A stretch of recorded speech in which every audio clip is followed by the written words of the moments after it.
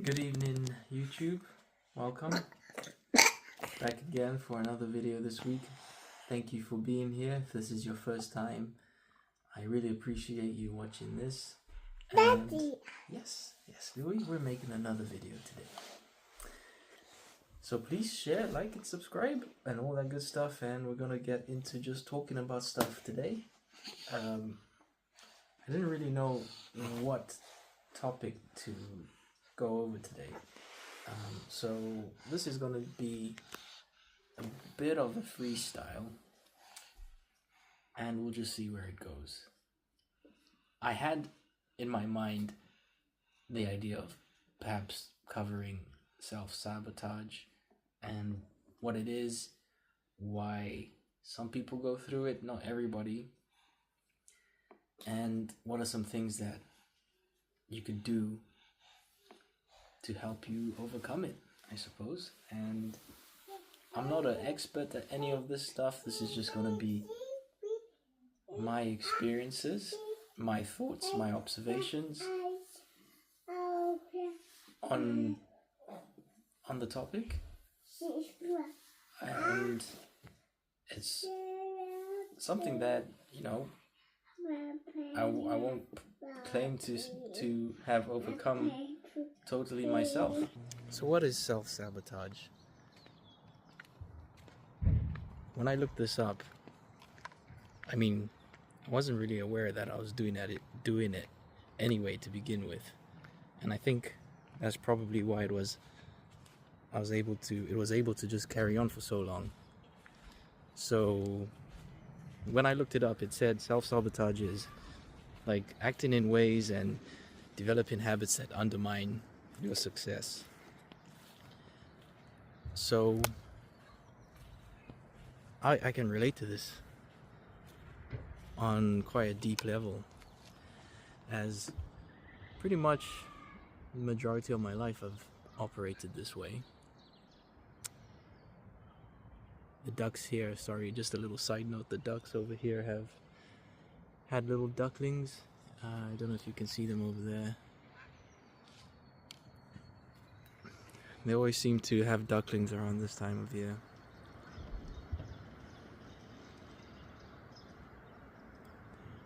And there's a crow that flies about here that actually took one of them. And I wasn't even aware that crows could eat other birds.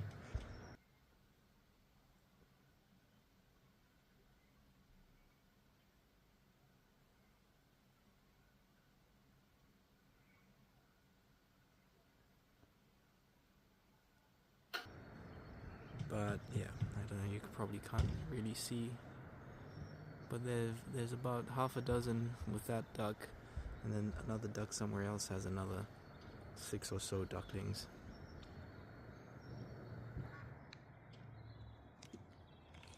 So yes, self-sabotaging, and sometimes you can be aware of it. Most of the time you're not aware of it, that you're actually doing it. So why do we do it, and why do we fall into these traps, these patterns of behaviors that just undermine our true potential, undermine our success, undermine our goals, and where we want to be with our life? And for me, it manifested itself in several different ways over the years. From just being telling yourself, it's like the story you tell yourself of not being good enough to do certain things, and then you procrastinate. Procrastination was a big one for me. You set up some worthy ideal, some goal that you want to accomplish, and then you're really hyped to begin with, like that you can think of this really great idea, like like tomorrow I'm gonna go for a 5-kilometer run or something like that. And when the day comes, it's like, think of any excuses under the sun to not do that thing. So it's because you just tell yourself a story, and and you almost listen to that inner voice that gives you so many seemingly convincing arguments as to why you shouldn't do this particular thing that you know you should. So there's other ways that self-sabotage shows itself, and again, from personal experience, it can also manifest in this form of, addictions to some degree, whether that be alcohol or food, junk food, you name it, whatever vice it is. And you find yourself using it as something that you believe is under your control. You think you're doing it just because, well, for me anyway, it's like, I can't control anything out there. I can't control, whether I fail or I win, but I can control the next drink I'm gonna have. I can control binge watching something to sort of like escape the fact that I have to work towards my goals or work towards improving myself. So over the years, it's been hard to, or it's been a real lesson to try and identify when these things, start showing themselves again. And it's still a struggle to try and, I haven't fully overcome them. And I think it's an ongoing battle. But the most important thing is realizing when you're doing it and trying to just take a moment of, take some pause and assess, and don't do things on impulse, because when you do things on impulse, again, that is another form of self-sabotaging, I think, because you're using an impulse as a way to gratify your reason for failing. So I'll give a good example, and it's sort of related to gambling. When you start gambling and let's say you win, I don't know, twice as much money as you put in, you get that initial dopamine hit of, yeah, this is great, let me double down, I'm gonna carry on doing this, because you've had that experience of winning. And then you carry on, and the next time you're not so lucky, and you end up losing it all. But then you fall into the fallacy of, okay, well, now I'm doing it, I know I could just walk away at this point. Oh, but you don't walk away. You now develop the mindset of, I'm doing it because now I have to win back my losses. I have to make that money back. I can't just walk away right now. I've already proved to myself that it can be done. But it's never enough. I mean, even if you do somehow get back into a bit of a winning streak, it doesn't satiate that hunger, that the hunger or the desire for whatever it is, and you end up digging yourself into a bigger hole than you were to begin with. So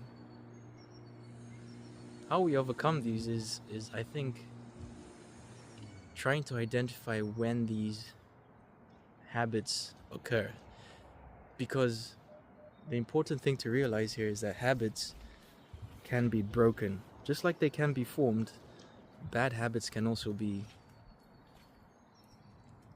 broken, and it takes time, just as it took time to develop the bad habits, shall we say. It will take time to get rid of those bad habits, but they can be broken. And I guess from my perspective, I've observed that nobody really wins when you self-sabotage. I mean, to some degree there is some gratification. You almost feel like you deserve the pain, or you deserve the suffering that comes with it, and then it becomes a never-ending circle to just chase that hardship, to chase the negative consequences of your actions. That in itself becomes the habit. But at the end of the day, I don't think you win. Nobody wins. You feed this demon for the next 5 to 10 minutes, and it's a bottomless pit, because that demon will never be satisfied. So I want to just, drive home the point that I haven't fully grasped how to overcome these tendencies, and it's still a work in progress. It's still a battle that I have to fight daily, weekly, and but I'm aware of it, and I'm doing my best to show up. And have you seen, as I've talked about in previous videos, I've used some techniques and some tools that try and give me a bit of a head start with it all, and such as trying to build up a streak or a momentum where you do something every day, and then you build up this momentum, and it becomes gratifying to know that you've been doing this every day, and it almost becomes more painful to stop that process than to actually do the action. So for me, I've been trying to keep active every week by doing a 20-minute high-intensity workout 4 times a week without fail. And come sickness or health, or I've still been doing it for the past 6 to 8 months, despite having a shoulder injury. I've still been persisting with it, and yeah, I've been going over 2 years now, and only because I've just built up the momentum to such a point that I'd rather do the action than to break that streak. So I would just challenge everybody out there watching this to say, have a look at what it is that you're telling yourself about why you can't do something, why you're not good enough, and really question that, and dig deep, and at least give it a shot, because the only one really stopping you is yourself. And even if whatever the consequences of trying to do something, whatever your fears were of doing that, let them come to pass. There's so many things that I was seemingly fearful of, and when you actually go through, like say public speaking at my wedding, for instance, that was really scary, a really scary prospect that I couldn't really prepare myself for. But you realize that once you've done it, it's done, and people move on. Whether you may embarrass yourself or what have you, it doesn't really matter at the end of the day. So what, you embarrassed yourself? The time's gonna pass anyway. And it's such a small blip in the grand scheme of things that you might as well do it, and might as well have had that experience, and then talk about it and learn from it. So I'd like to hear from you guys in the comments of ways that you've overcome self-sabotage in yourself, and if it's something that you're still battling with, I'd like to hear what strategies you employ to get through it. And sorry, this is a bit of a shorter video today. It's been a busy week. It's Easter now over here in the UK, well, worldwide I guess, but we've got a long Easter weekend ahead of us. I'm hoping that it's going to be pleasant weather. Today hasn't been too bad actually. So wishing everybody out there a happy Easter. And yeah, drop me a like, a comment, subscribe, and I will speak to you in the next one. Peace out.